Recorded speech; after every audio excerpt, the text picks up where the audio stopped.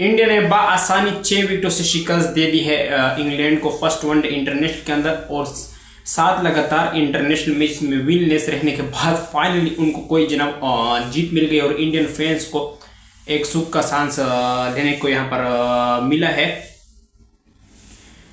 India ने England ने पहले बल्लेबाजी करते हुए 258 रन बोर्ड के ऊपर लगाए थे और टीम इंडिया ने बआसानी 45.2 गेंदों पर ये टारगेट चेस कर लिया 4 विकेटों के नुकसान के ऊपर 262 रन और फर्स्ट वनडे इंटरनेशनल जीत चुके। और अभी तक एजबेस्टन के अंदर जो लास्ट 9 ओडीआई हुए हैं एजबेस्टन के अंदर उसमें सिर्फ 2 मैचेस हारी है टीम इंग्लैंड, वो एक 2014 में अगेंस्ट इंडिया और अब 2026 में कल अगेंस्ट इंडिया। तो 2 मैचेस अभी तक वो एजबेस्टन में हारे और दोनों टीम इंडिया के अगेंस्ट हारे। तो एजबेस्टन में थोड़ा सा उनका रिकॉर्ड खराब है। हालांकि लास्ट टाइम जो वो एजबेस्टन में खेले थे अगेंस्ट इंडिया वो 2019 का वर्ल्ड कप था, वहां पर 30 रन से शिकस्त दी थी टीम इंडियन को।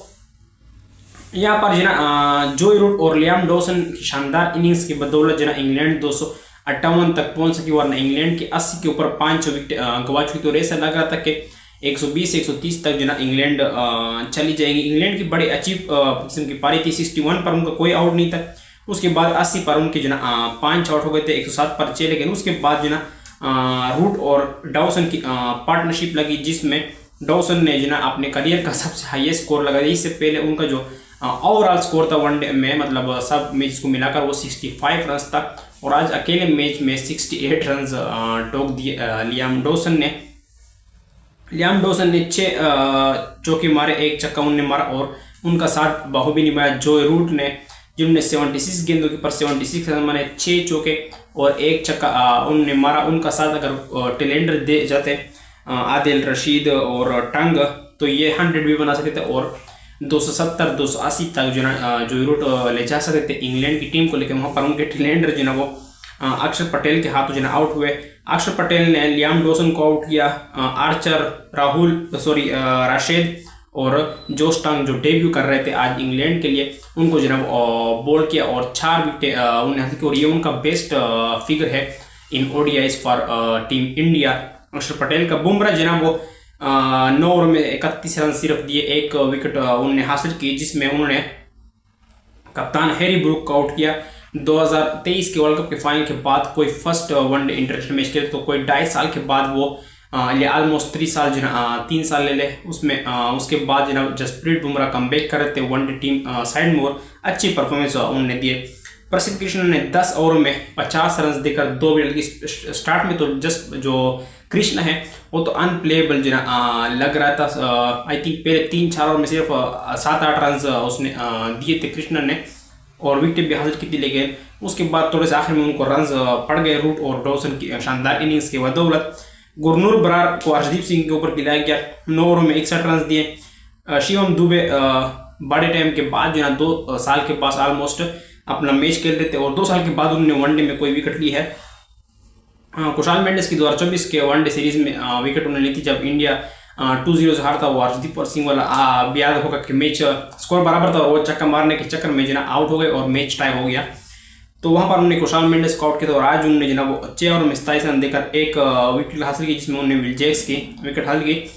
वाशिंगटन 4 ओवर में 13 और पटेल को 9.5 ओवर में 62 रन पड़े और आखिरी 4 के 4 विकेट पटेल ने हासिल की। जब इंडिया चेस करने के लिए आई जो तो बिग्स गन थे शर्मा एंड कोहली, वो फेल हुए। आज सब उनका वेट करते लेकिन वो दोनों आज फेल हुए to deliver for team India. 11 run बनाए शर्मा ने और 5 रन बनाए विराट कोहली ने। सेम करन ने शर्मा को आउट किया और विराट कोहली को आर्चर ने आउट किया। लेकिन उसके बाद वो एक शानदार किस्म की पार्टनरशिप लगी बिटवीन वाइस कप्तान एंड कैप्टन शेस अय्यर एंड शुभमन गिल, जिन्होंने 109 रन की पार्टनरशिप लगाई फॉर 3rd विकेट, जिसमें फिर अय्यर अनफॉर्चुनेटली रन आउट हुए। वहां पर 35 रन बनाए उन्होंने 53 गेंदों का सामना करते हुए। उसके बाद KL वाशिंगटन सुंदर आए और उन्होंने शानदार किस्म की पारी के लिए KL राहुल को भी बैटिंग करने का मौका मिला। उसको टंग ने बोल्ड किया, तीसरी गेंद के ऊपर सिर्फ 1 रन बना सके KL राहुल। तो इंडिया के जो बिग्स गन है जिसमें शर्मा, ये विराट और KL, ये जना फेल हुए, लेकिन फिर भी इंडिया ने जनाब वो जीत लिया। कप्तान शुभमन गिल की शानदार इनिंग्स के बदौलत, लेकिन अनफॉर्चुनेटली वो रिटायर्ड हार्ट हुए और अपनी बैक टू बैक 100 से रह गए। थर्ड ओडीआई जो अफगानिस्तान के खिलाफ उन्होंने होम पर किया था उसमें रिकॉर्ड ब्रेकिंग 154 रन की पारी खेली थी, और आज भी 80 रन की पारी उन्होंने शानदार खेली। 75 गेंदों के पर 11 चौके 1 छक्का उन्होंने मारा, लेकिन अनफॉर्चुनेटली वो जना रिटायर्ड हार्ट हुए और वो जना चले गए। उसके बाद जनाब वाशिंगटन सुंदर और अक्षर पटेल ने मैच के जनाब नई पार लगवाई।